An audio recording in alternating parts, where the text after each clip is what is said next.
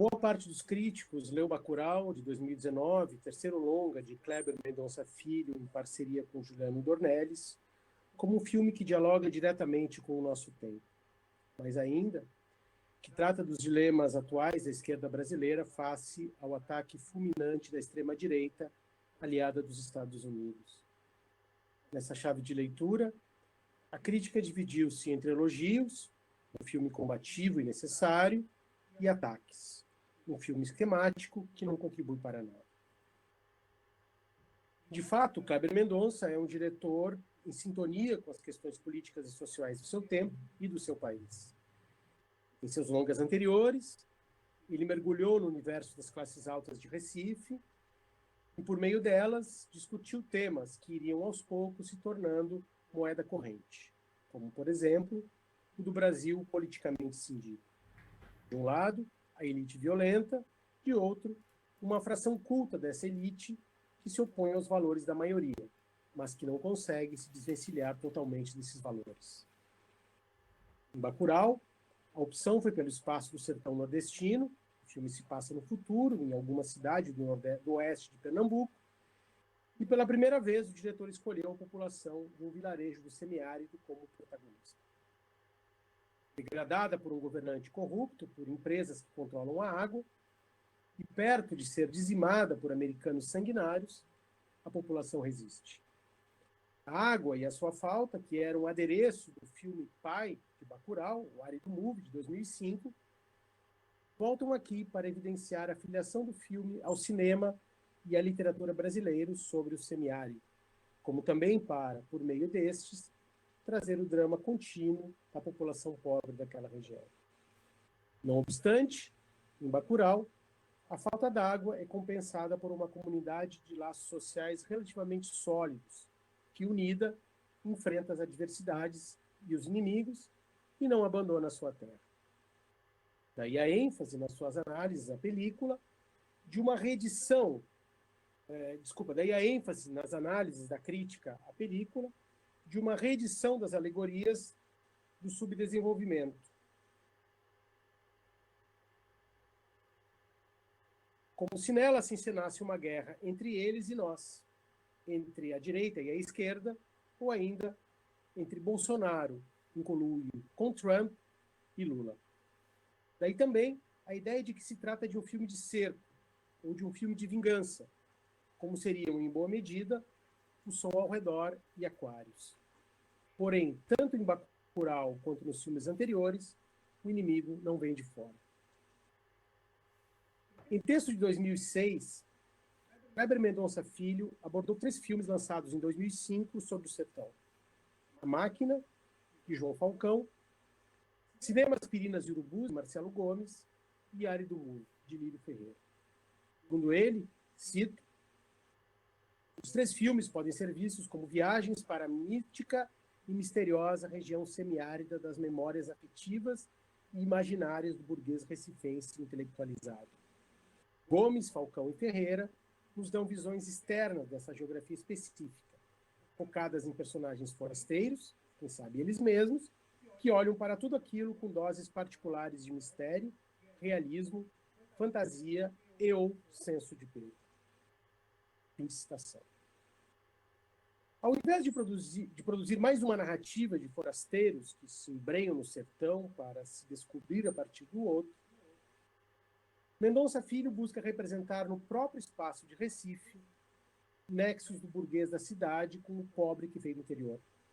Assim como uma lógica de produzir capital no país, que mesmo se concretizando na cidade, é herdeira direta do latifúndio rural, isto é, da posse acumulativa de grandes pedaços de terra. Sim, da percepção que desenvolve do Brasil em seus longas de 2012 e 2016, ricos e pobres do campo e da cidade estão umbilicalmente ligados. Basta pensar em personagens donos de construtoras e seus pedreiros, funcionários e prepostos de origem interiorana que volta e meia traem o patrão, na relação de Clara, de Aquários, de João, de Som ao Redor, com as empregadas domésticas das famílias, nos núcleos familiares e nos seus negócios, como o centro das relações entre os personagens, os irmãos que vingam a morte do pai, assassinado no engenho pelo coronel construtor.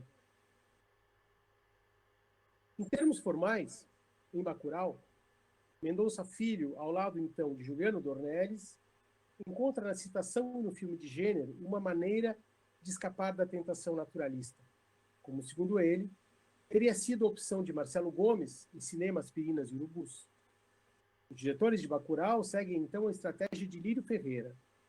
Em Árido Movie, ainda de acordo com o texto de 2016, cito, parece à vontade com as possibilidades do pop como elemento cinematográfico, sobrepondo ao arcaico via estilo Alien Fashion, que usa o CinemaScope para filmar não apenas enterros, mas também conversíveis, estradas, um dos aspectos mais fortes do filme, seu grupo formidável de atores.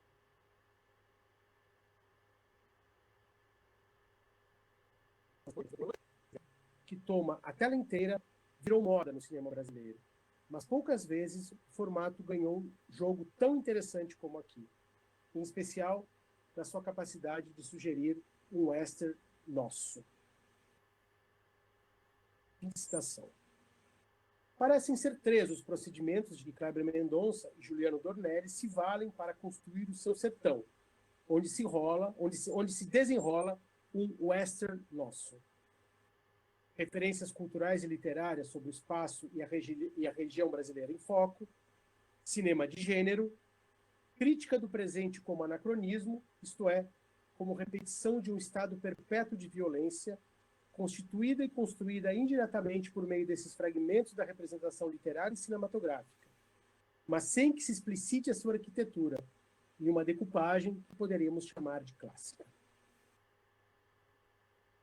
Na última parte de Bacurau, em que o filme se apresenta de fato como um filme de ação, atiradores americanos saem, na primeira hora do dia, rumo à cidade onde saciarão seus desejos assassinos, para, em seguida, de acordo com seus planos, após terem exterminado a população em um concurso de quem mata mais, serem recebidos e acolhidos pelo prefeito local.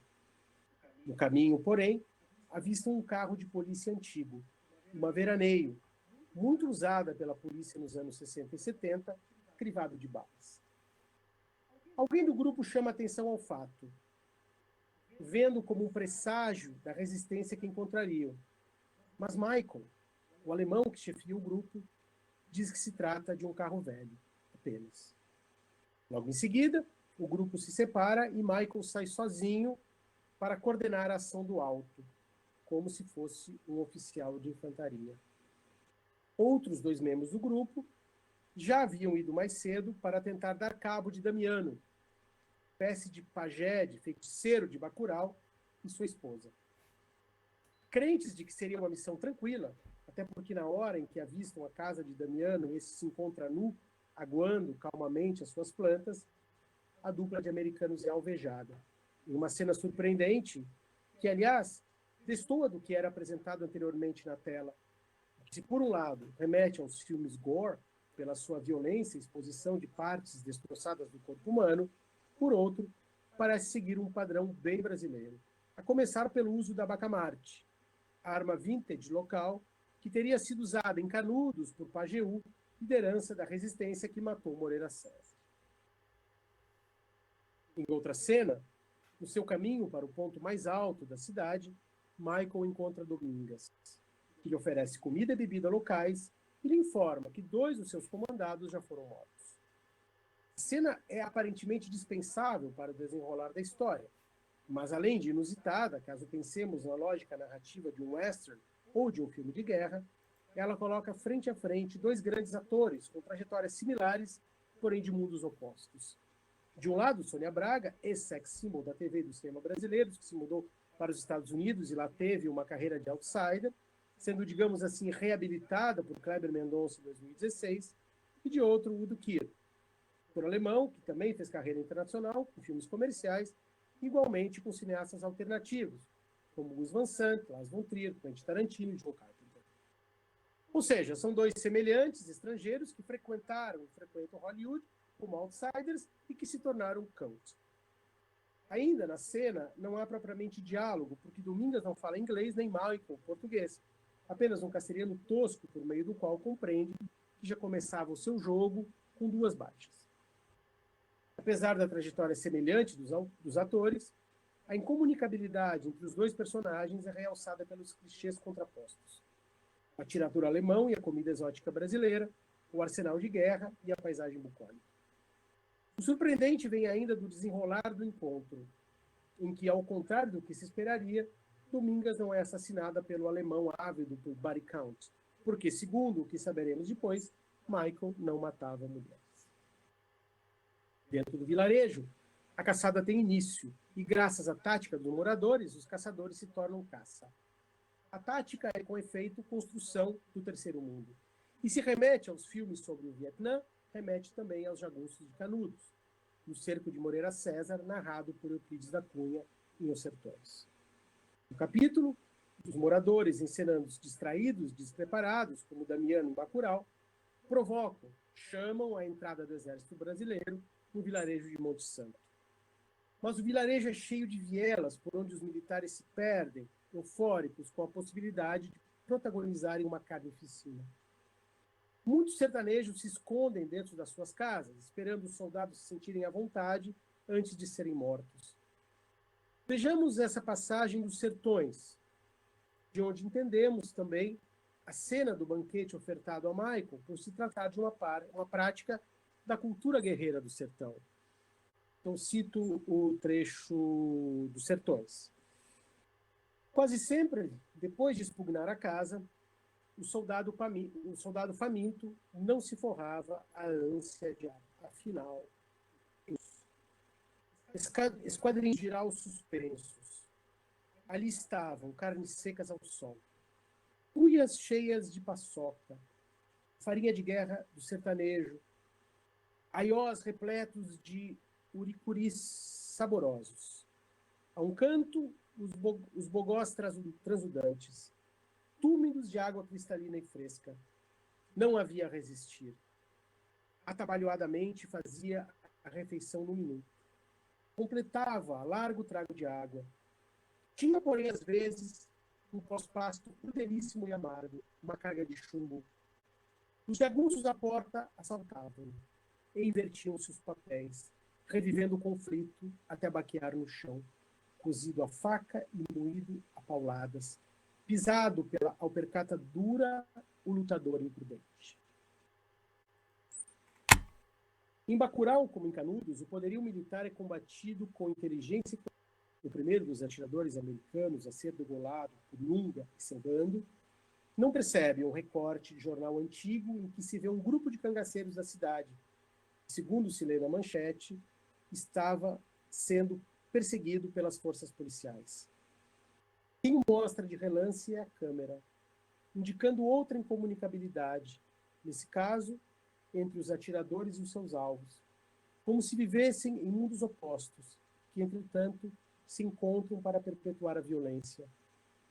E se Terry, como o andamento do filme fará supor, está de algum modo articulado ao poder local, esse pequeno recorte, enquadrado muito rapidamente pela câmera, é a pista para o espectador compreender que os habitantes de Bacurau são os herdeiros desses outros adversários do Estado. De fato, os personagens habitantes de Bacurau são representações de outras representações que atravessam a cultura brasileira e que ultrapassam o plano diegético do filme. É o que sugere a última cena, em que se vêem as cabeças cortadas dos inimigos expostas em frente à igreja da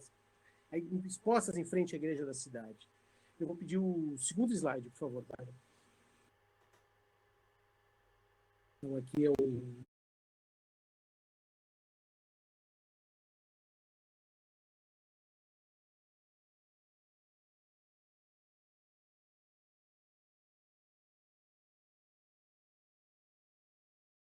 a cena, uma das últimas cenas do filme. Recupera-se aqui, em sentido inverso, não só o codinome de Moreira César, o corta-cabeças, mas também uma fotografia anônima de 1936, hoje no acervo do Instituto Moreira Salles, da decapitação do bando de Lampião. E aí eu vou pedir o slide 3, por favor.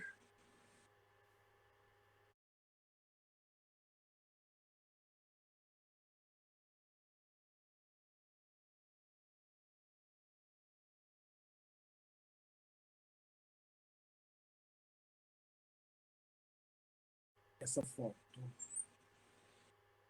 Muito bem. Em primeiro lugar, esta foto dialoga com o Baile Perfumado, 96, filme de Paulo Caldas e Lírio Ferreira, sobre o fotógrafo e cinegrafista libanês Benjamin Abraão, o único a filmar Lampião e seu bando. A foto de 36 seria uma resposta da polícia ao sensacionalismo em torno da figura de Lampião, que aparece humanizado nas imagens do fotógrafo. Tal acervo integra o filme de Mendonça Filho e Juliano Dornelles, embora com outros aproveitamentos no nível diegético. Um deles é a possibilidade, graças a essa série de imagens que a parte final do filme evoca, de se ler Bacurau como um filme de vingança.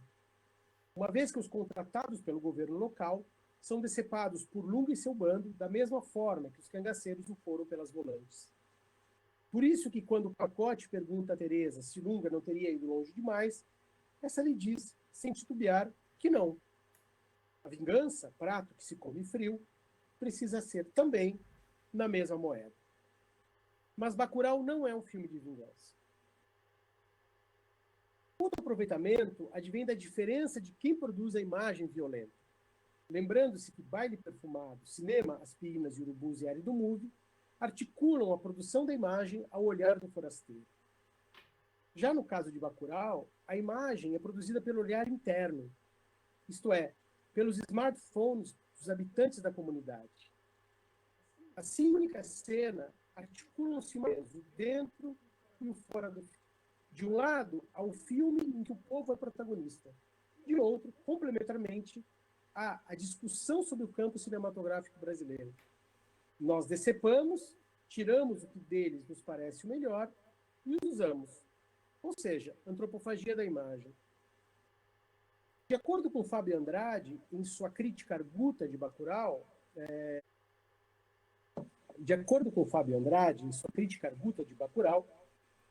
traçar constelações no céu não é habilidade que vem naturalmente. É preciso capacidade de imaginação para ligar os pontos. Como o diretor de cinema, que precisa de uma determinada sensibilidade ou treinamento para decodificar as armações internas de um gênero. É preciso olhar para um disco voador e ver ali não só um disco voador, mas também um drone, um aparato de vigilância que não se mescla à paisagem. Aí está a beleza e o perigo do processo. Uma canção de amor para gravar num disco voador, com sintetizadores, tape delay e sons de um futuro passado. Faroeste em oeste tão distante que é mais reconhecido como Global South.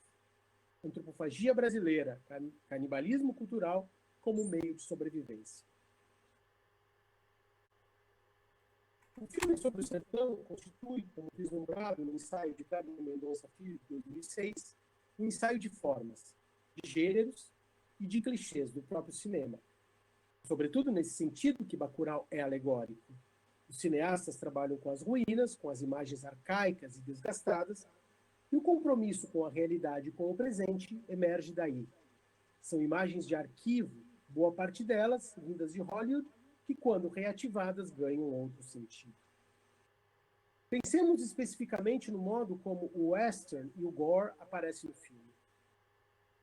Se o pressuposto do gênero western é o enfrentamento, ou quando se trata de apenas dois personagens, o duelo, em Bacurau, curiosamente, não há nem enfrentamento, nem duelo. No plano coletivo, o que ocorre é a emboscada, feita por os que são atacados, com as táticas descritas por Cunha na terceira parte. O flerte de Mendonça com o duelo antecede Bacurau, mas ele ocorre sem armas e entre iguais. Em um som ao redor, há duelo entre os vizinhos de classe média, mas o alvo acaba sendo o cachorro, que recebe as bombas. Nesse filme, o único crime de morte ocorreria apenas no final, por meio de uma emboscada. Em Aquários, o duelo entre Clara e a construtora se dá apenas no plano simbólico, constituindo o eixo da narrativa. Já em Bacurau, há dois duelos, ambos sem armas. O dos sulistas, contratados pelos americanos com o violeiro da comunidade, e aquele entre Sônia Braga, Domingas, e o do Kier Michael, que termina sem um vitorioso. Portanto, se há western em Bacurau, trata-se de um western nosso, em que as forças em jogo importam mais do que as consequências. Algo similar se pode dizer sobre a influência do filme gore, na medida em que as cenas violentas com sangue, vísceras e despedaçamento de corpos ficam reservadas à parte final do filme e não vêm necessariamente de fora. Isto é, não são obra dos americanos, muito pelo contrário.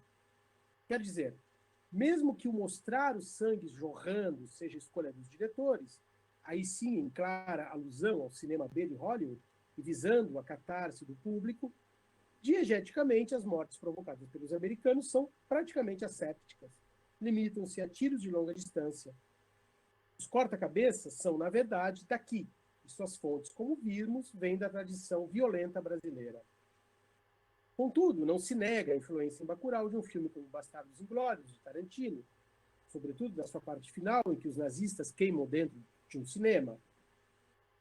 O espectador, por projeção, sente-se também vingado com a sensação de que o bem venceu e de que é possível separar heróis e bandidos. Bacurau parece traçar caminho idêntico. O espectador de esquerda, ameaçado, cercado pelo governo que se instala no país em 2019, vibra na poltrona com os golpes desferidos contra os supremacistas americanos que representam a nova ordem. E por mais satisfeito que saia da sala de cinema, essa é, possivelmente, a leitura menos produtiva no filme, mas pela qual se imagina um outro Brasil. Os diretores, ao fim, introduzem uma galeria de heróis mortos e vingados por Lunga e pela comunidade, em referência também a personalidades políticas do campo da esquerda brasileira, Marisa Letícia, Marielle Franco, João Pedro Teixeira, o que contribui, igualmente, para uma percepção maniqueísta do filme.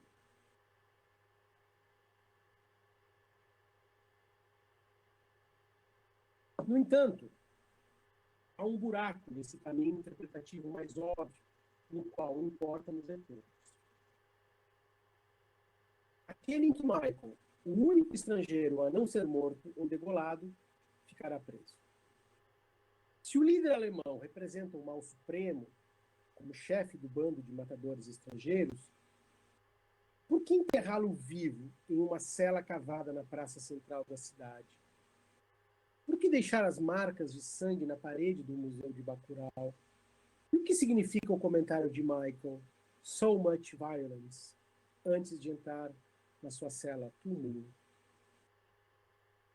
Então, observando mais de perto a trama de Bacurau, o que sabemos é que os americanos, chefiados pelo alemão, estão ali para matar pessoas que eles não veem como pessoas.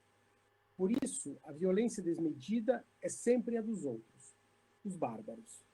Logo, o comentário de Michael não é irônico. Ele se articula à cena de morte dos sulistas durante a reunião e a uma percepção que europeus e americanos têm dos brasileiros. Tudo isso é compreensível diretamente e reflete a realidade. Porém, Michael não é o verdadeiro chefe da operação. Não passa de um preposto, controlado por alguém de fora, cuja voz é emitida nos fones de ouvido wireless, agindo em conluio com alguém de dentro, que é, como se sabe ao término do filme, o prefeito local, o paradoxalmente risível e maléfico Tony Jr. É dessa violência que emerge de dentro que Bacurau precisa se proteger. Para tanto, convoca Lunga, que possui a tática arcaica do jagunço. Seu plano consiste em trazer os inimigos para dentro do vilarejo, atordoá-los e acabar com eles. Há um longo caminho histórico de invasões documentado no Museu do Vilarejo para não ser esquecido, e também no caminho que leva a Bacurau, por meio da placa de trânsito que indica Bacurau e de um carro de polícia crivado de balas. São invasões em nome da lei do Estado, todas debeladas pelos moradores pelo uso da violência extrema. O país imaginário de que Bacurau é síntese, assim como Canudos, constrói-se perpetuamente pela violência. É nesse sentido que o filme pode ser lido, usando os pressupostos de Ismael Xavier, como uma alegoria catastrófica e não fundacional ou utópica do Brasil. Não apenas do Brasil de Bolsonaro, mas também de todos os que vieram antes dele e de todos os que virão depois. Toda a utopia, toda a diferença nessa terra será imediatamente debelada.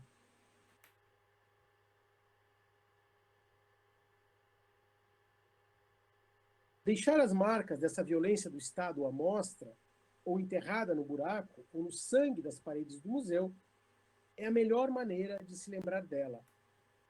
Algo que Mendonça Filho já havia tematizado em Aquários, desde a escolha da canção de abertura de Taiguara até a cicatriz de Clara, e que aparece agora, na cela cavada na praça da cidade.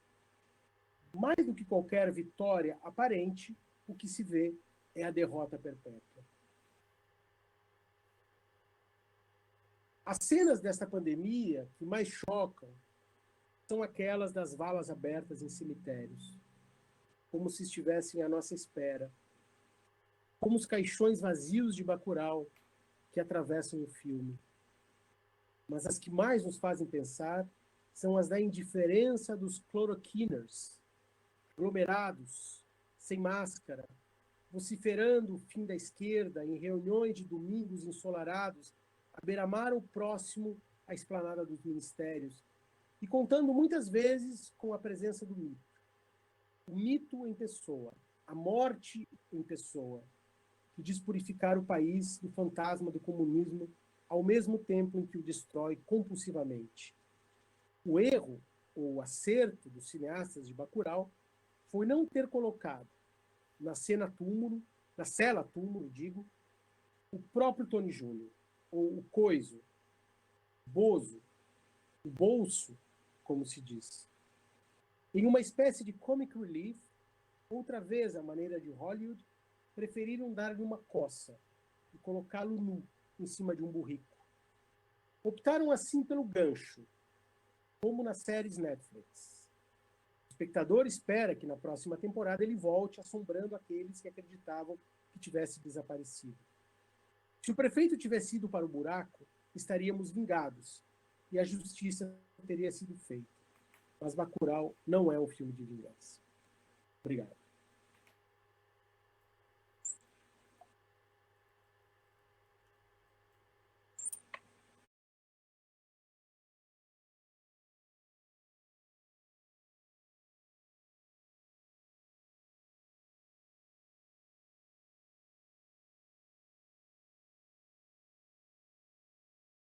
Fiquei muito feliz, né, de receber o convite e de participar desse colóquio. Então, eu vou aqui fazer uma fala que vai passar, então, também por Bacurau. Então, é uma alegria, né, estar aqui na mesma mesa que o professor Jefferson, conversando sobre Bacurau, mas vai tratar também de alguns outros temas aqui. Bom, então, essa comunicação que eu vou, nesta apresentação, né, eu vou tentar apresentar mais indagações de um trabalho que está sendo feito, está se desenvolvendo, né, e convites ao diálogo a todos que me escutam, do que propriamente desenvolver uma hipótese. Então, eu acho que a qualidade desse colóquio, né, é que o formato dele e a temporalidade, né, essa temporalidade pandêmica, permite que sejamos lançados, né, tanto a esse constante diálogo, como já vimos nas outras apresentações, quanto ao rapidez de formulações que nos leva ao exercício, que é o exercício de ensaiar, de testar hipóteses, né? Bom, por isso pretendo elaborar aqui considerações sobre comunidade em tempos de diálogo remotos. Essas considerações, elas vão tratar, não é, tanto do filme Bacurau, quanto do livro Outros Cantos, da Maria Valéria Rezende, e depois, ao final, eu vou fazer uma pequena consideração, que espero que seja também uma provocação. Então, eu trato aqui, tanto do filme quanto do livro, a partir das reações de leitura que essas peças me provocam, não é? Como se estivessem também todas numa tela, como são as nossas relações atuais, todas em uma tela. Então, passamos por uma situação em que sonho, filme, livro, tudo parece ser proveniente de uma tela. não é? Então, por isso eu vou separar essa fala em 3 partes. A primeira, portanto, o alvo será o filme Bacurau, que foi lançado em 2019, não é? E dele selecionarei 2 cenas e colocarei em diálogo a alegoria da comunidade, não é? Imaginada, fraturada, não é? Essa alegoria não é catastrófica nos termos do Ismael Xavier, como bem disse o Jefferson, né? Que é essa comunidade imaginada, fraturada do Brasil-nação, que é, no filme, provocada pela tensão das cenas, não é? Desse filme que é dirigido pelo Kleber Mendonça Filho e pelo Juliano Dornelles. Acrescentarei a essas imagens e essa tensão algumas reflexões sobre comunidade e imunidade, apropriando-me quase livremente do conceito de Roberto Espósito. Na segunda parte, me embrenharei pelas memórias de Maria, que é a narradora do livro Outros Cantos, que foi publicado em 2016 pela Maria Valéria Rezende. Dessa vez, tentarei desarquivar e recolocar em cena uma outra metáfora, a metáfora da resistência a partir do contato do intelectual com a comunidade, também dialogando com os limiares da imunidade. Por fim, na terceira parte, deixo as comunidades imaginárias da ficção e passo às comunidades que quero imaginar, pensando na relação entre universidade e escola em tempos de diálogo remoto, enfatizando que o termo remoto aqui tanto se refere à presença mediada pelas telas e transmitida à distância pela internet, quanto à impossibilidade do dialogismo num país de política interrompida. Passo a primeira parte.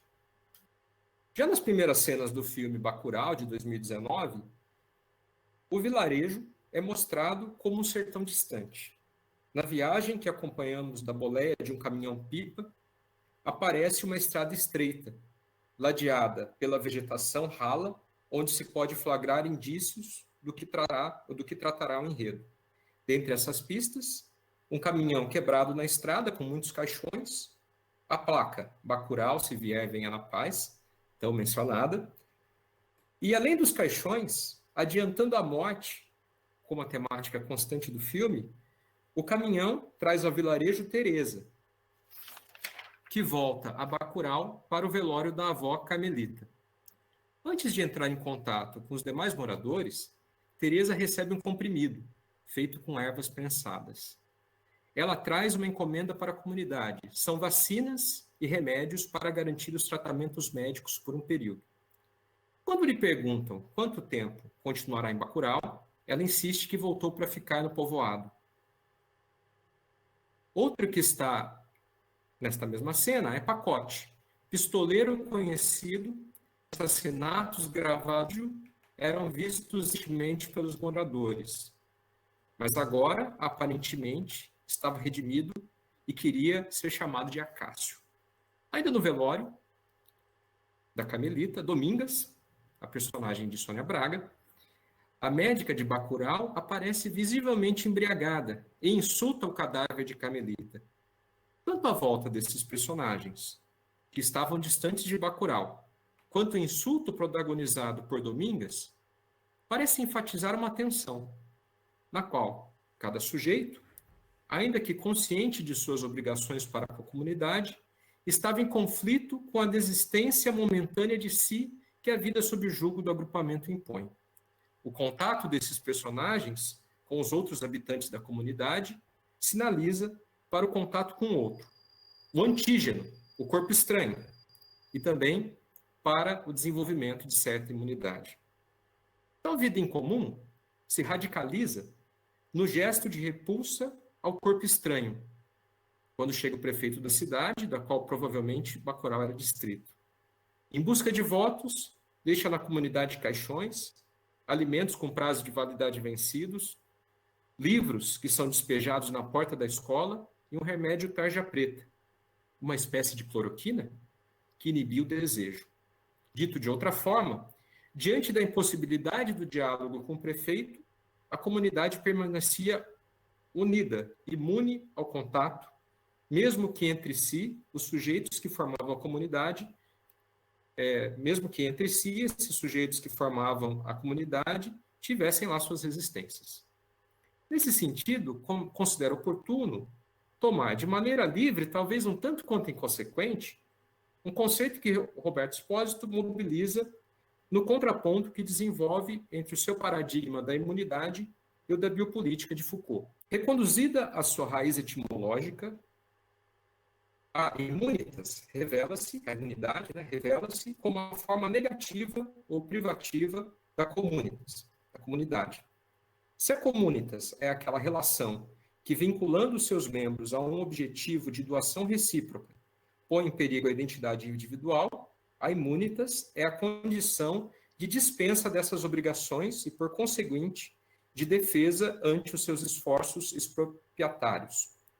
Já se disse no plano geral que a imunitas, protegendo aquele que dela é portador do contato arriscado com aqueles que estão privados dela, repristina as fronteiras do próprio, postas em perigo pelo comum.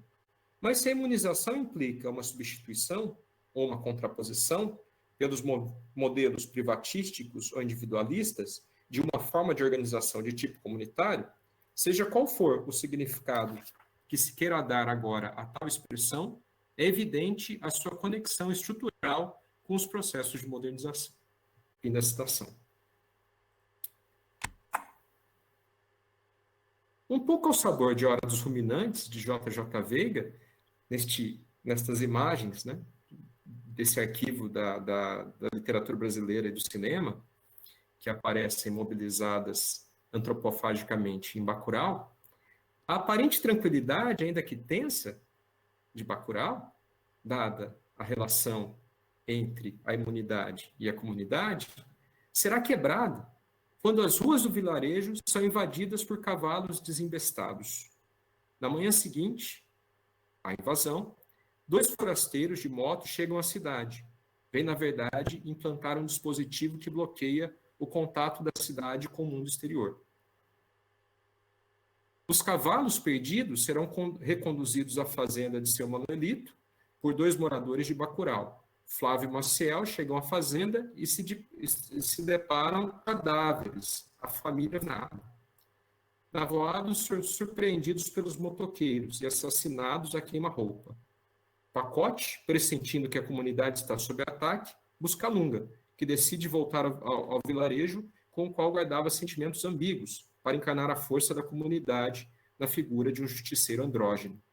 Fica anunciada a luta que será travada no filme, entre um bando de forasteiros que se prepara para atacar Bacurau, numa espécie de safari humano gamificado, e os moradores da comunidade. É interessante notar, neste momento, que as relações entre comunidade e imunidade passam, do ponto de vista dos agressores, para a própria necropolítica. Cito aqui um trecho de Attili Bembe, em que anuncia estratégias de isolamento das comunidades da ocupação colonial contemporânea da Palestina. Ele diz o seguinte: um elemento crucial nessas técnicas de inabilitação do inimigo é a da terra arrasada, demolir casas e cidades, desenraizar as oliveiras, crivar de tiros tanques de água, bombardear e obstruir comunicações eletrônicas, escavar estradas, destruir transformadores de energia elétrica, arrasar pistas de aeroporto. Algumas dessas técnicas são realizadas em Bacurau pelos agressores. Ainda que as imagens de violência de cadáveres decepados possam provocar algum sobressalto em Bacurau, o recorte naturalista não representa grande novidade a um público acostumado a filmes do gênero. Se do ponto de vista da montagem, do enredo, não há novidade estilística, a força do filme, potencializada pela possibilidade de atualização da leitura no contexto atual, disparada pela metáfora da comunidade isolada, a força está na comunidade que se une para se defender contra uma moléstia, um grupo de facínoras cujo dinheiro compra o direito de matar. Em Bacurau, embora personagens como Lunga, Pacote, Domingas e Plínio sobressaiam e organizar a reação do vilarejo, é a comunidade que aparece como corpo mobilizado na vingança contra o forasteiro. de certa forma, a perspectiva de um discurso que una, mesmo que como comunidade imaginada, Bacurau é interrompida, o diálogo é remoto e a necropolítica se transfigura em necrofilia. Se no filme anterior de Kleber Mendonça Filho, Aquários, uma intelectual de classe média alta, parece resistir às investidas do capital de uma nova burguesia, lançando mão de suas armas, os livros, a pesquisa, as canções, em Bacurau o conflito se dá entre o imperialismo do caçador de recompensa e a comunidade da colônia. A comunidade que mantém um contato íntimo com a natureza, né, a partir dos psicotrópicos, e com sua ancestralidade guerreira.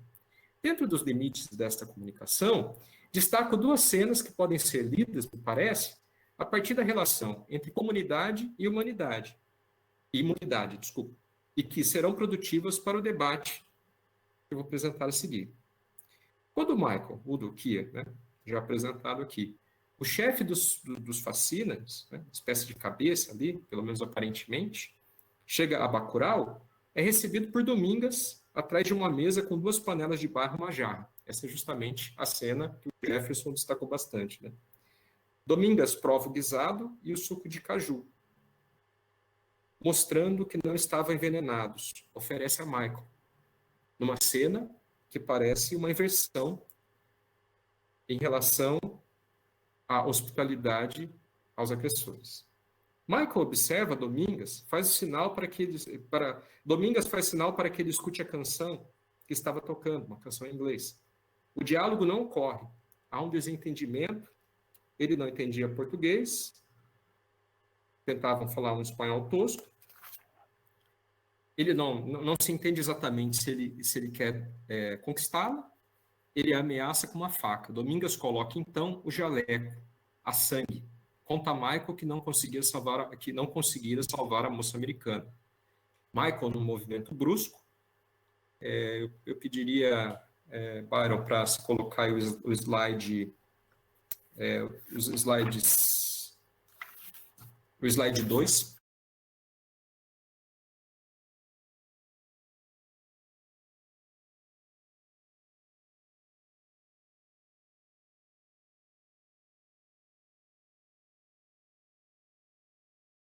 Obrigado. Então, Michael, no movimento brusco, vira a mesa e continua com sua caça. A cena parece fazer referência ao plano que o pistoleiro sem nome, do filme do Clint Eastwood, sugere aos moradores da cidade de Lago, né, no Arizona, que está assaltada pela vingança dos irmãos pistoleiros. No filme, o banquete preparado não resulta em nada. Os pistoleiros passam por ele, derrubando todas as coisas. Os moradores fogem amedrontados e os bandidos derrubam tudo, até a volta da personagem que é justamente o pistoleiro sem nome. Diferente dos moradores da cidade do filme de Clint, aqui Domingas recepciona o estranho. Tenta entrar em contato com o antígeno forasteiro, mas ele recusa aceitar a hospitalidade, o diálogo, ainda que com possibilidades remotas, não se estabelece. Na continuação do filme, Michael será assombrado por uma aparição, um antepassado de Bacurau. Ele será o único forasteiro a permanecer na comunidade. Talvez apodrecerá, enterrado vivo, ou feito prisioneiro. Ou será um elemento que constitui o antígeno e prevalece como o elemento de imunidade da comunidade. Pessoal, agora, Byron, o slide 3, o próximo slide. Me interessa também em Bacurau o papel central que a escola ocupa na vida da comunidade. Em uma de suas aulas, o professor Plínio, interpretado por Wilson Rabelo, tenta mostrar às crianças onde se localizava Bacurau. Para isso, usa uma espécie de Google Maps. Nesta cena, pela primeira vez, alguém percebe que o vilarejo foi apagado do mapa. Outra estratégia outra estratégia de necropolítica. O professor volta com os alunos para a escola e na sala de aula mostra Bacurau no mapa impresso que ficava sobre a lousa. A escola aparece como centro da vida de Bacurau. É lá que estão os livros e os mantimentos. Recorre-se à força. à estratégia e ao uso de um potente psicotrópico que parece mais ligado a uma planta medicinal. Aliás, na distopia do futuro, em Bacurau, há menção a este remédio que era distribuído pelo governo. No filme, este espaço, ou seja, a escola Professor João Carpinteiro, né, que de acordo com Kleber Mendonça é uma homenagem a John Carpenter, né?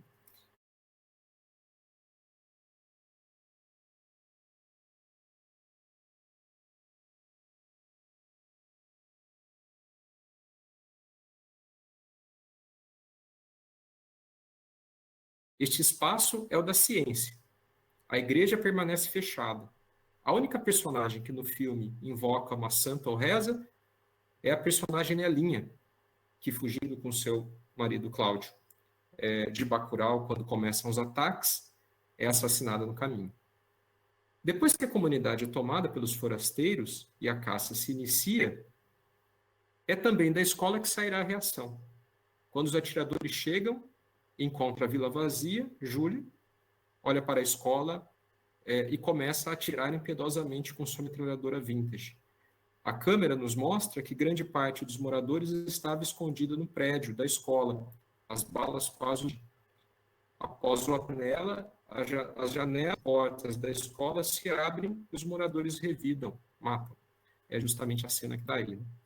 Sem Bacurau, a alegoria da comunidade imaginada, ou seja, da possibilidade de uma comunidade imaginada, de uma nação, aparece irremediavelmente fraturada e impossibilitada, como já se apontou. A escola, como princípio de união da comunidade, pode apontar para uma visão de comunidade imaginária. E aqui passo, então, a segunda parte dessa comunicação. Em Outros Cantos, livro de Maria Valéria Rezende, publicado em 2016, a narradora Maria apresenta as memórias, ou conta, né, as memórias de sua vida no vilarejo Olho d'Água, no sertão. Também no sertão. Essa narrativa se dá durante uma viagem que a narradora faz anos depois, de ônibus, com o objetivo de realizar uma palestra em um sindicato de trabalhadores rurais. A observação das casas e das pessoas de hoje acaba por levar a uma comparação entre a vida com escassez de recursos das pessoas no sertão, de tempos atrás. Se a vida de antes apresentava escassez de recursos, hoje, aos olhos da narradora, a vida parece apresentar um excesso de bugigangas. Então, a vida hoje é a vida remediada por objetos de consumo do sertão presente. Uma mulher dentro de uma casa, com decoração cafona e móveis baratos, mas abundantes, faz a narradora pensar em Fátima, a amiga que a acolheu em muitos momentos com um carinho declaradamente maternal no vilarejo Olhos d'Água, anos atrás. Conta-nos a narradora que sua chegada a esse lugar, a Olho d'Água, se deu porque ela tinha passado num concurso para ser alfabetizadora do Mobral. Portanto, para ser alfabetizadora de adultos. Mas ao chegar em Olho d'Água, houve longo momento de espera pelas providências a serem tomadas por um vereador, que era quem, segundo ela, distribuía favores e dons. Ela tinha acertado com esse vereador a instalação da sala de aula. Por um ano, nem mesmo, não recebeu a ajuda de custo que lhe fora prometida, e por isso teve que trabalhar na produção das redes, que era a maneira como se produzia, né, economicamente no lugar, para conseguir o seu sustento. As memórias contam, então, a tentativa da narradora de viver como uma moradora daquela região e as dificuldades decorrentes do regime de trabalho e das relações que vai estabelecendo. Fátima torna-se uma grande amiga e uma espécie de mãe e de professora, de acordo com a narradora, cito, ensinou-me todo o necessário para ao menos sobreviver. Disposta, a Fátima estava a ajudar a narradora a se embrenhar por aquele mundo. Vai aos poucos desenvolvendo a narradora convivendo em olho d'água, vai aos poucos desenvolvendo o pertencimento àquele lugar. A narradora nos conta, no decorrer de suas memórias, que seu interesse não era tanto o emprego como professora do Mobral. Tinha aceitado as aulas para se integrar a uma luta revolucionária.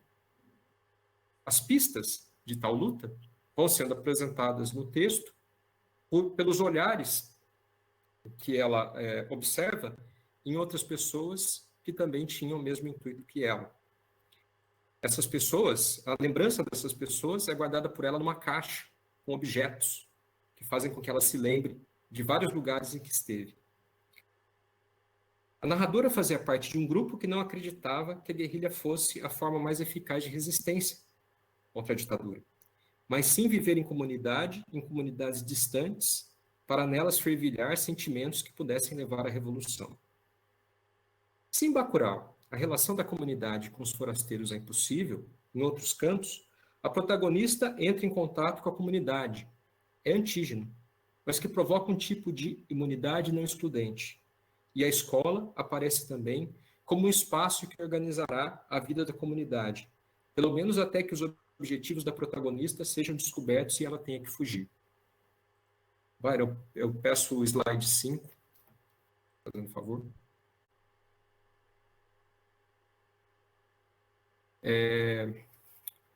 Bom, esse slide eu vou comentar um pouquinho depois.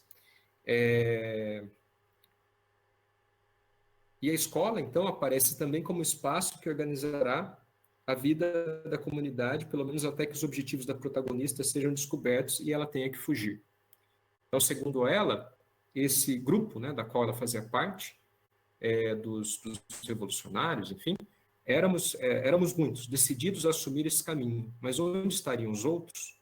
Vivos, desaparecidos, desanimados, apanhados pelos olhos perscrutadores da ditadura, torturados, resistindo ou não? E é somente próximo ao final do livro que o vereador, enfim, instala a sala de aula e Maria consegue ensinar. A prefeitura queria que só os adultos estudassem. Segundo Fátima, amiga de Maria, era porque eles eram os eleitores e não as crianças. No entanto, as mães queriam matricular os filhos. E quem resolve o impasse é justamente Fátima, porque a narradora, Maria, queria preencher todos os formulários que a prefeitura determinava. Nesse momento, não há como não pensar nas nossas burocracias, né? Nas nossas muitas burocracias aqui de professor. Então, Fátima sugere a Maria que, em vez de insistir que somente os adultos têm aula, ela ensine as crianças e também os pais. Então, ela ensinaria as crianças de manhã, clandestinamente, e à noite os pais das crianças, registrados na escola como a prefeitura desejava. Ela percebia que a tarefa era difícil, mas queria ficar ali,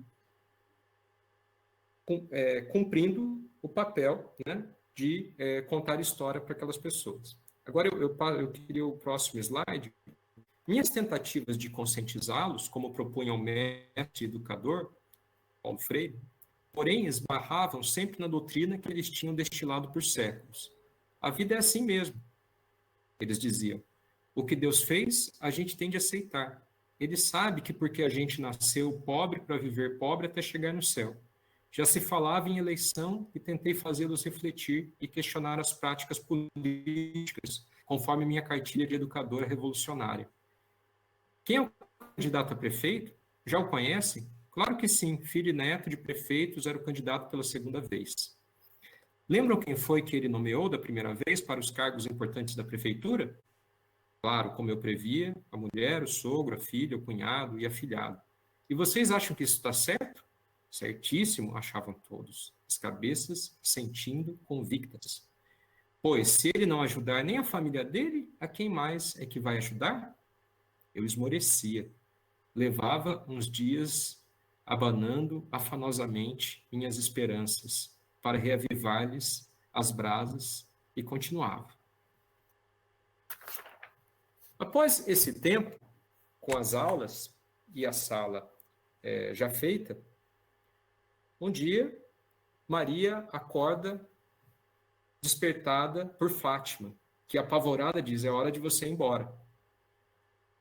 As tropas, os militares, haviam descoberto do plano de Fátima, já tinham matado um outro revolucionário que lá estava. Assim, acaba a relação de Fátima com o povoado de Olho d'Água, e como vemos, né, essa tentativa de Fátima de participar dessa comunidade, se tem lá as suas possibilidades, também acaba interrompida. Passo agora para a terceira parte da minha fala. Tanto na última cena que destaquei de Bacurau, como nesta cena que agora descrevia de outros cantos, a escola aparecia como uma forma de organização da sociedade. E parece que a escola, em nosso momento, também pode ter essa função. Estamos há um mês, talvez, de reiniciar as aulas remotas, de reiniciar ou de começar os nossos diálogos remotos, os diálogos mediados pela internet. E a questão que me parece, depois dessas duas leituras, é justamente me perguntar em que medida conseguimos fazer em nossas aulas e de maneira remota um diálogo que seja possível relacionar a universidade e a escola básica, dentro de uma lógica de diálogo remoto. Quem já leu as bases nacionais curriculares, que foram editadas recentemente, pôde perceber que ali há uma ideia, sobretudo naquelas editadas para o ensino médio, há uma ideia de desenvolvimento de habilidades. O Estado, na sua realidade neoliberal, assume a atitude de fiscal. As bases curriculares também são neoliberais. O teste, a prova, as habilidades parecem ser um desmembramento do ensino, pelo menos de uma leitura rápida. Me pergunto como, diante dessas bases, é possível formar comunidade. É possível formar uma comunidade de leitores, os nossos alunos, na universidade e na escola. Não sei muito bem como responder a esta pergunta, faço disso uma provocação e um convite, mas me parece que é necessário que a universidade volte a ocupar esse espaço, a universidade pública, porque é a universidade pública que desempenha um papel crítico, me parece, ainda na sociedade. O impasse que essa nova fase nos coloca é que os diálogos remotos são, né, os diálogos remotos pela internet e o diálogo remoto, ou seja, o diálogo improvável com o Poder Federal. Mas vale a pena que debatamos esses assuntos, porque me parece que também estamos em comunidade com os nossos alunos, pensando em como despertar mais uma vez uma perspectiva do futuro. E assim fazer a manutenção da comunidade em diálogos remotos. Obrigado.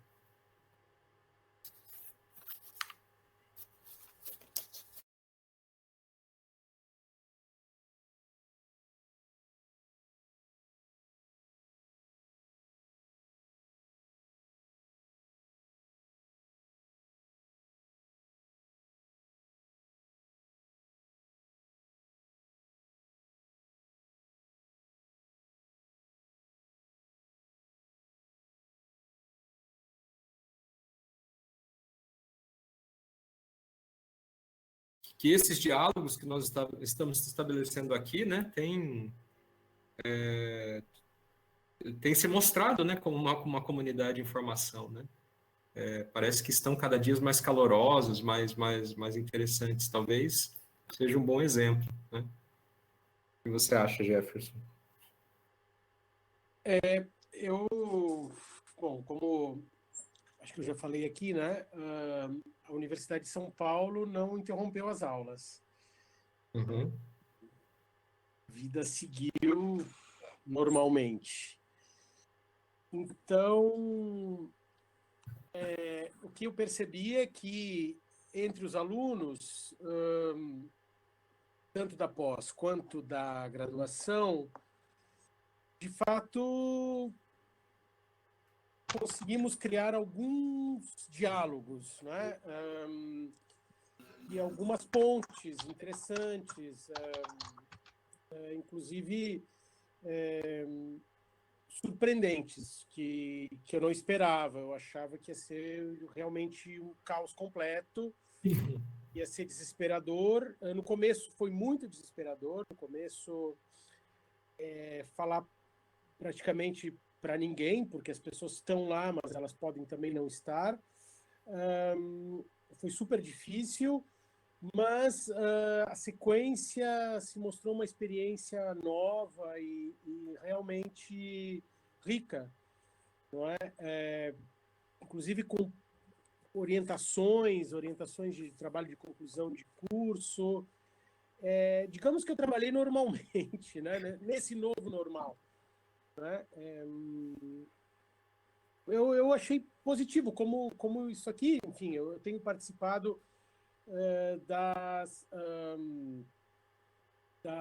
dessas lives e tem me surpreendido de verdade, assim, o nível. As apresentações da semana passada, por exemplo, foram muito boas. Enfim, eu tenho. É o que nos sobrou, talvez, né? É um pouco do que nos sobrou. Agora, nada garante que isso vai permanecer muito tempo, né? Quer dizer, eu acho que isso tende a se esgotar. Eu não imagino que porque agora estamos nessa dinâmica, eu não imagino que isso vai continuar. Eu acho que voltaremos, assim que o vírus for debelado, voltaremos ao velho normal. Essa é a minha aposta.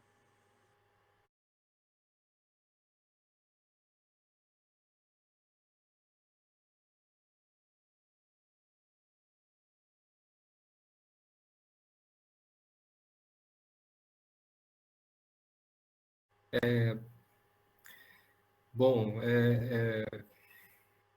estamos aqui, né, voltaremos remotamente no final de agosto, né, e os últimos, quando eu mandei mensagem para algumas das minhas turmas, né, ainda quando era muito nova a situação pandêmica, né, e eu acreditava que talvez fosse durar um mês, né, 2 meses, 3 meses, né, eu também não obtive muitas respostas, né.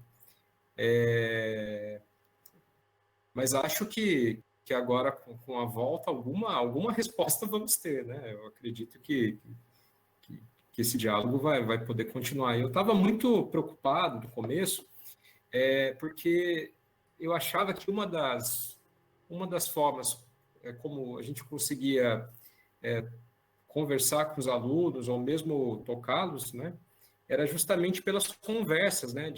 Do corredor, pelas conversas ao final da aula, em que alguns ficam, alguns discordam, né, de alguma provocação que você fez durante a aula, né?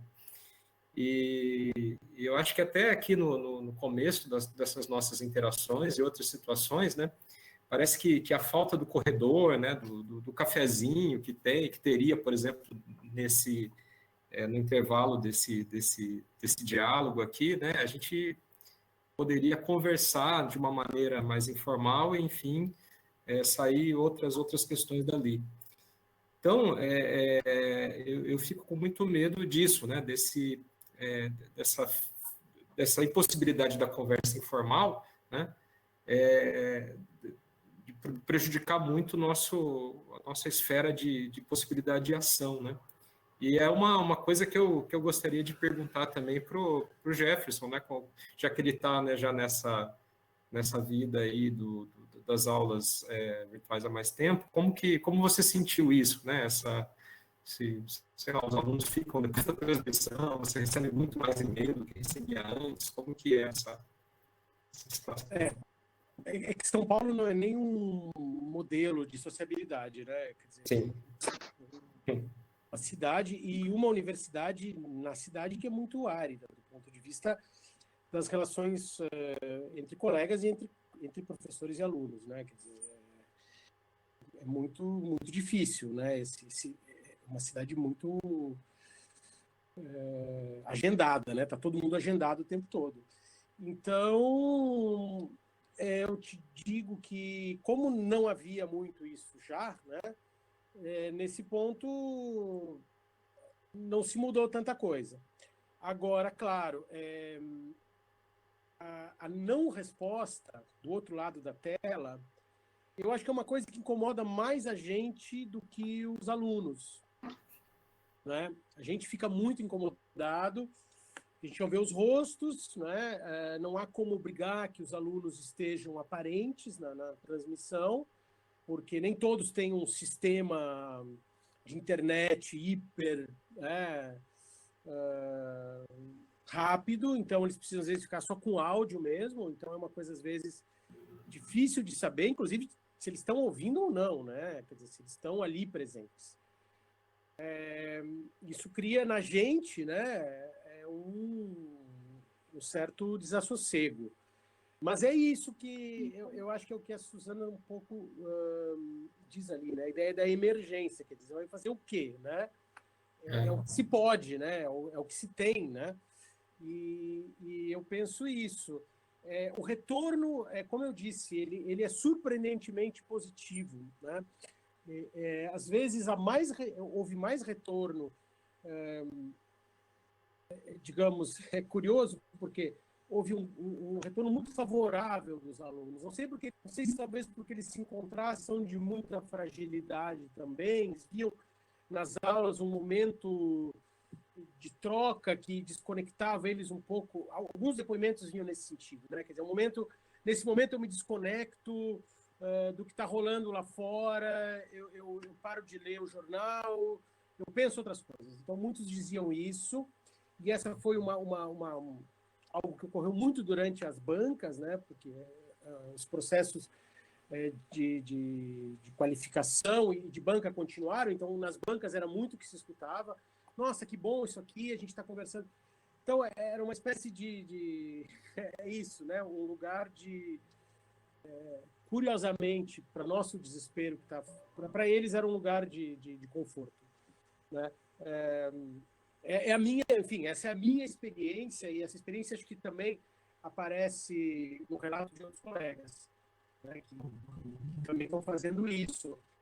Agora, a gente trabalha com jovens, né, muito jovens às vezes, e para eles a questão da imagem ela é muito mais frequente do que para nós, né? Quer dizer, a questão do print, né? O Raul trata disso no comentário dele, a questão do impresso, né? Isso passa muito pela gente, mas não necessariamente passa por esses alunos muito jovens, eu acho. Né?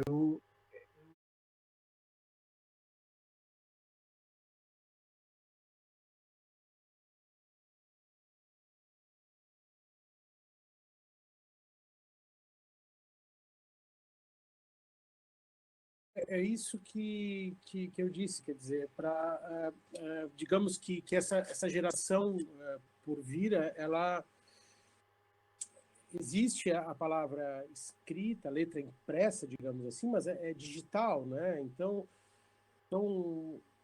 a gente tem expectativas, né, de que a relação seja analógica, mas ela acaba sendo digital, né? E é isso que nos surpreende, eu imagino, né? Isso que talvez vá surpreender os que vão agora nesse sistema. Eu acho que não permanece. Minha aposta, né? Ele não permanece, principalmente porque de fato, a demanda do contato humano, ela existe, né? Agora, eu acho que a gente tem que se preparar um pouco para isso, né? Esse é o grande, com certeza, é o grande desafio, né? Sem que a gente abandone, enfim, as outras práticas. É esse o problema aí também. E, Ricardo? Eu fiquei pensando aqui, né, tanto no que o Raul falou, quanto no que a Suzana falou, né? Quer dizer, que essas comunidades de leitura, né, também, que, que a gente, com as quais a gente pode dialogar e na universidade e também no ensino básico, precisam também levar em consideração essa outra, né, essa outra realidade que é a da imagem, né? Quer dizer, agora, né, como a Suzana diz aí, né, a emergência do vírus, né? Essas comunidades são também comunidades unidas por essa relação aqui que a gente tem com a imagem, né? Como que o Jefferson falou.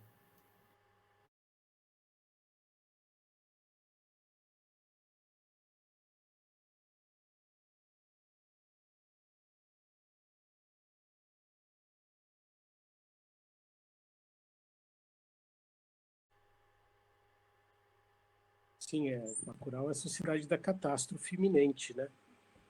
Somos nós, de certo modo, né? Destruição da universidade iminente, né? Bombardeados de todos os lados, né?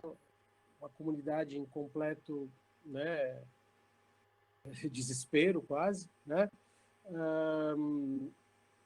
Exatamente. Quer dizer, talvez a gente se fortaleça dessa nossa própria agonia, né?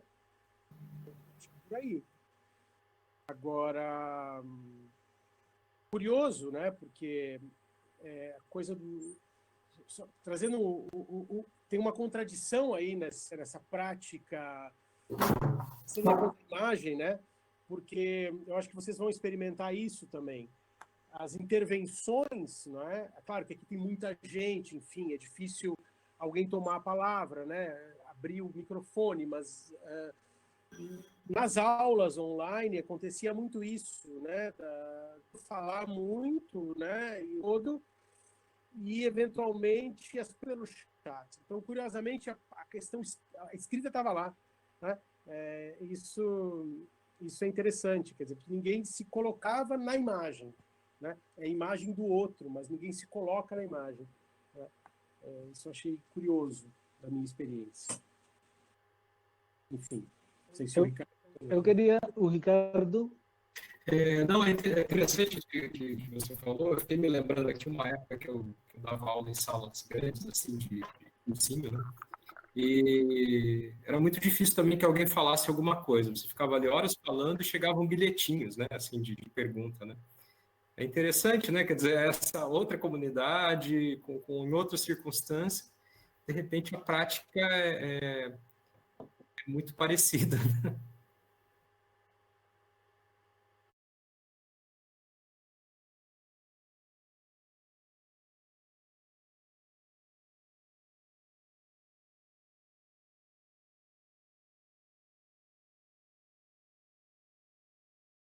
Eu diria que, pensando na alegoria, né, do filme, eu diria que é mais do que mediação, né? Ele é um líder local, ele toma o lugar do fazendeiro, quer dizer, o fazendeiro ele é um amigo da comunidade no filme, né? Ele toma o lugar do opressor, eu vejo. E ele é tratado como um moleque, ele leva uma sova como se ele fosse, né, aquela ideia do moleque. Então, esses tapinhas, isso é uma coisa, né? Mas nada além disso, porque o mal, na verdade, que a comunidade percebe, né, que a comunidade acha, o lugar do mal estaria nos estrangeiros sanguinários. E aí eu acho que o filme ele opera nessas duas frentes, não é? Ele permite que a esquerda fique satisfeita, digamos.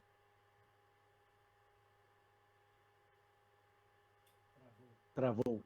Traduz essa ideia da catástrofe, né? Ele produz a sensação da catástrofe se a gente leva a sério a personagem do Tony Jr., né? Que não é muito diferente do que a gente chamaria do palhaço que aí está, né? Quer dizer, essa é a questão.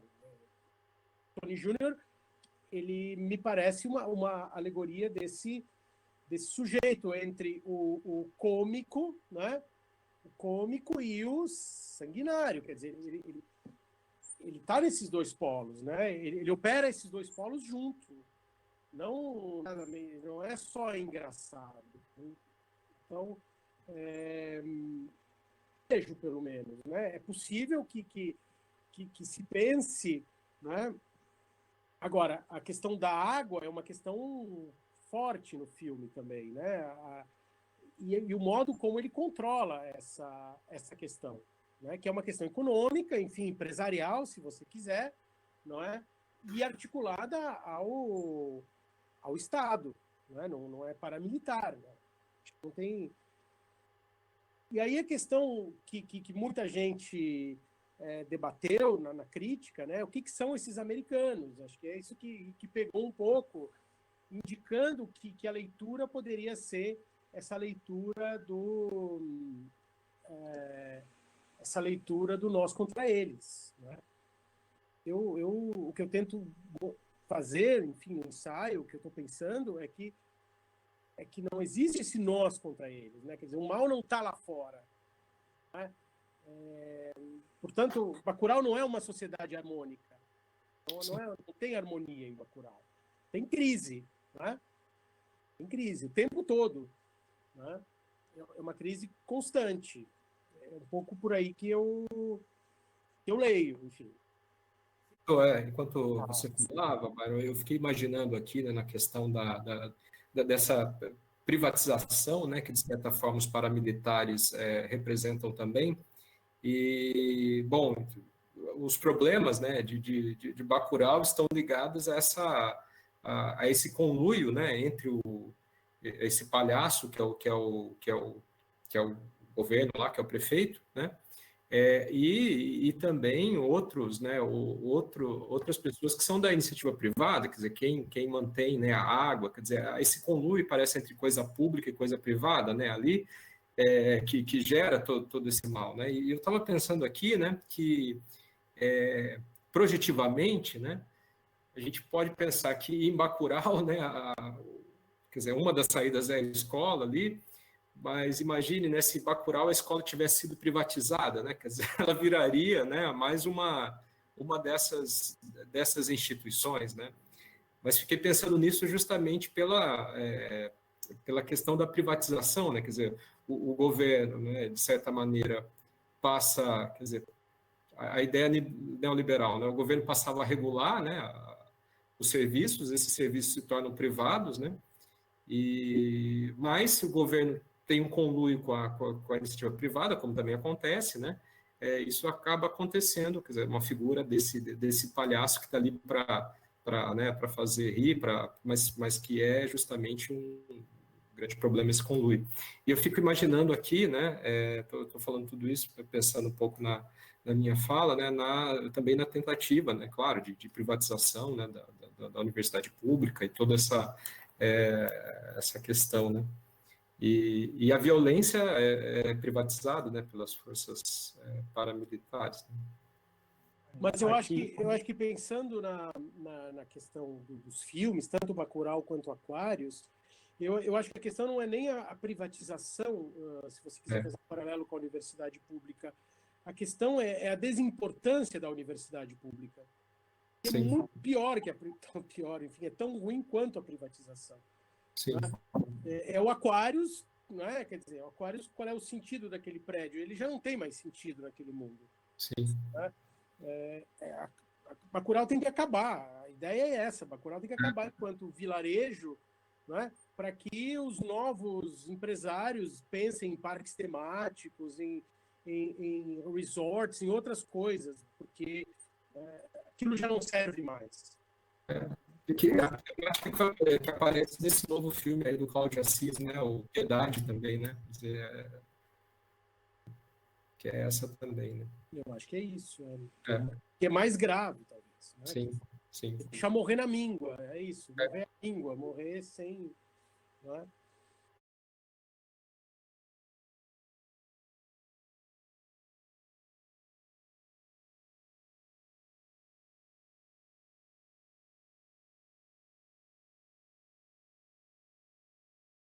Eu só posso falar da minha experiência, Lara. Assim, Aham.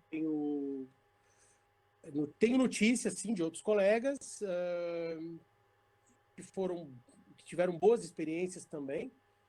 No meu caso, a evasão não foi maior do que a evasão do ensino presencial. Eu diria que foi praticamente a mesma. Enfim, alguns alunos desistiram, como desistem no ensino presencial também. E eu disse desde o começo, né, eu disse desde o começo que eu não cobraria presença, que as aulas estariam gravadas, que eles poderiam depois assistir às aulas. E os que participaram, que todos os alunos que continuaram, digamos assim, né, que seguiram o curso e que foram acompanhando, entregaram trabalhos no final. Então, eu considero que não foi maior a evasão do que teria sido no ensino presencial. Uhum.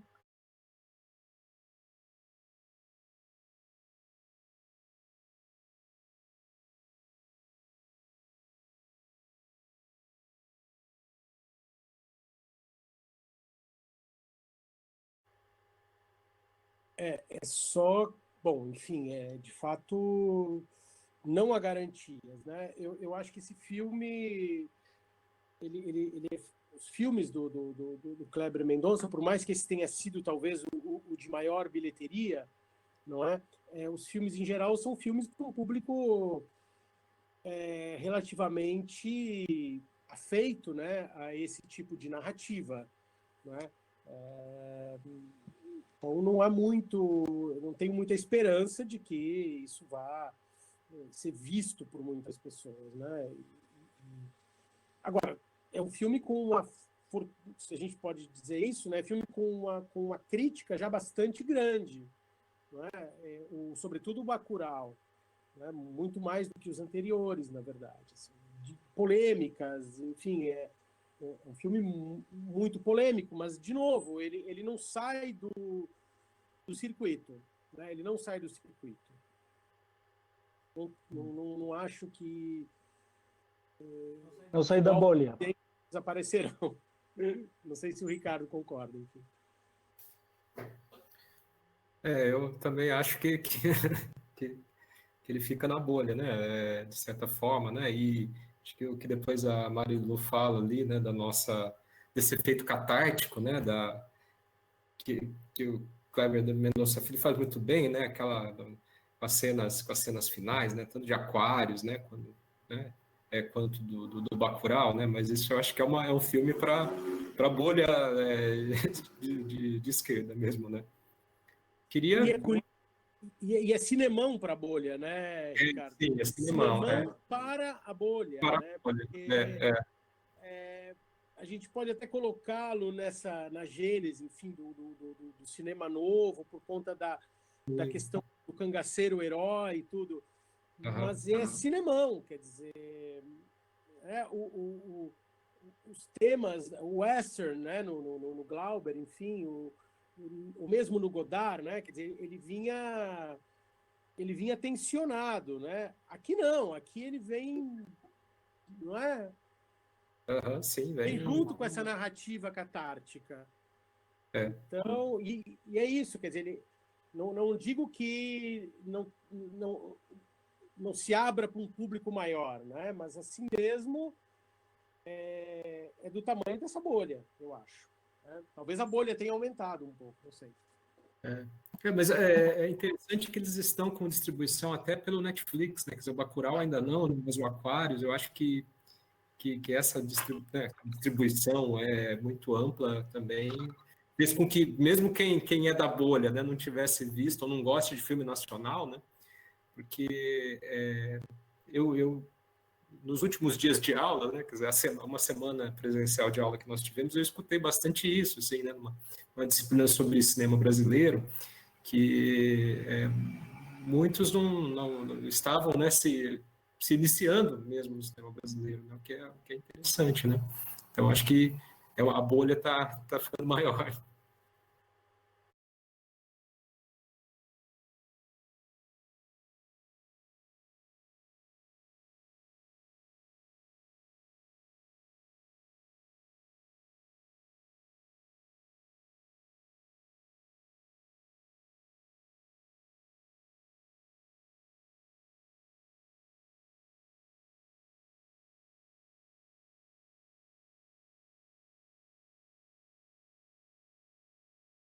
É isso, quer dizer, é porque eu acho que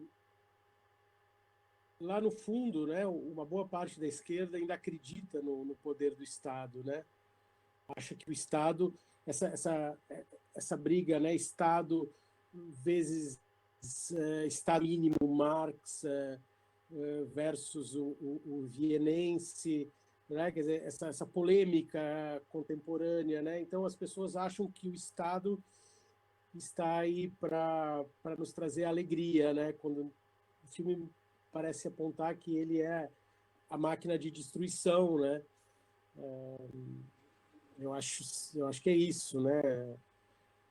O grande problema. E eu não li o romance, mas pelo que parece há um pouco dessa crença também, né?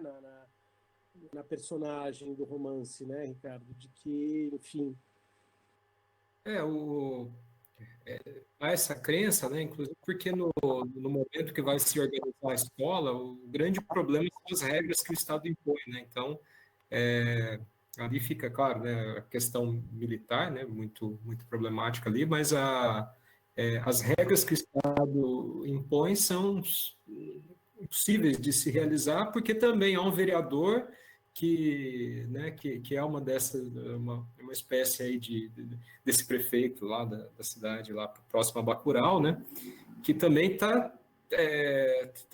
tentando capitalizar, né, com a abertura da escola. Então, para ele só importa que os pais sejam alfabetizados, né? Então, acho que é uma excelente observação aí, né? O Estado, mais uma vez, impede qualquer coisa, né? A burocracia, eu acho isso uma coisa interessante também, né? O quantas vezes esse tipo de burocracia e judicialização, né, do ensino acaba também minando, né, qualquer possibilidade de estabelecer uma comunidade, né? Quer dizer, como que muitas vezes, né, há uma pressão para que se pense mais no bom, e se o professor for processado um dia por causa disso, né, do que exatamente em estabelecer uma comunidade.